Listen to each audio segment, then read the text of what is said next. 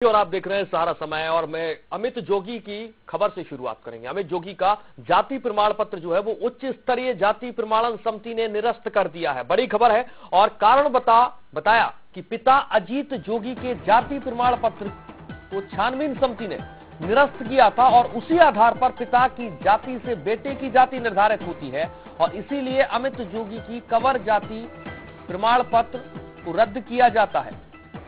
साथ ही उप पुलिस अधीक्षक, विजिलेंस अधीक्षक को उचित कार्रवाई के निर्देश भी यहां पर दिए गए हैं। अमित जोगी ने मीडिया से बातचीत की और बातचीत करते हुए कहा कि सरकार अकेले कुश्ती लड़ना चाहती है। सबसे बड़ी जनता की अदालत है, मुझे न्याय वही मिलेगा।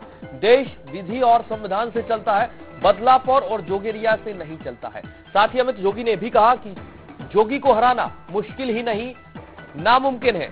तो जाति प्रमाण पत्र यहां पर निरस्त हो गया है अमित जोगी का और उचित कार्रवाई के निर्देश भी यहां पर दिए गए हैं।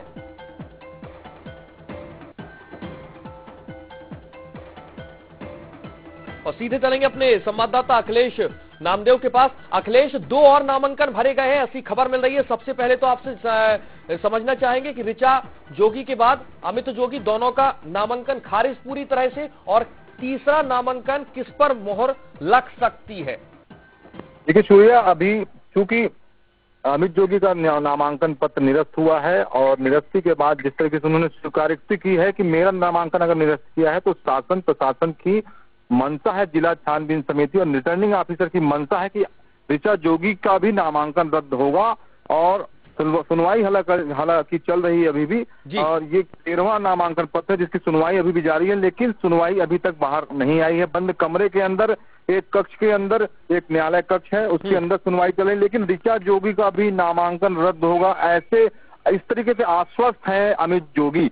और तीसरे नाम की बात करूं तो तीसरा नाम अभी छत्तीसगढ़ जनता कांग्रेस ने नामांकन जरूर भरा है, नामांकन पत्र जरूर भरा था, परंतु बी फार्म में जो ऑप्शन का कॉलम होता है उसमें अमित जोगी ने ऋचा जोगी का ही नाम लिखा था, इसलिए तीसरे नाम की चर्चा अभी नहीं की जा सकती। जी अखिलेश, ऐसी भी खबर मिल रही है कि पुष्पेश्वरी तंवर और मूलचंद सिंह प्रत्याशी हो सकते हैं। 2 नामों की और खबर है कि अगर ऋचा जोगी और अमित जोगी का, तो अब जाहिर है आप बता रहे हैं कि नामांकन खारिज हो गया है, ऋचा जोगी का अगर नामांकन खारिज होता है तो क्या इन दोनों पर, जो नाम मैंने आपको बताए हैं, उन पर मोहर किसी नाम पर लग सकती है या फिर जनता कांग्रेस इस पूरे के पूरे चुनाव से बाहर?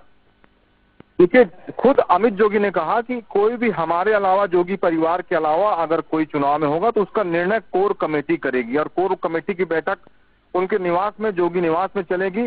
लेकिन मुझे नहीं लगता कि जोगी परिवार किसी अन्य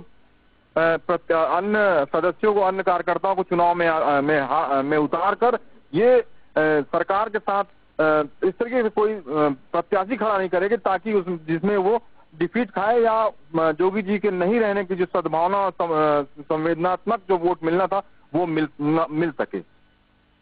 बिल्कुल, संवेदना के आधार पर ये चुनाव हो रहा है मरवाही सीट पर, जहां पर अजीत जोगी के निधन पर ये सीट खाली हुई है। लेकिन अब दोनों नामांकन खारिज होने की स्थिति में एक नामांकन फिलहाल जो हमें खबर मिल रही है कि अजीत जोगी का नामांकन खारिज हो गया, जाति प्रमाण पत्र निरस्त हो गया और इसी के आधार पर एक कार्रवाई की गई है। 5 सदस्यीय टीम ने जाति प्रमाण पत्र को निरस्त किया। बहुत बहुत शुक्रिया अखिलेश आपका तमाम जानकारी के लिए।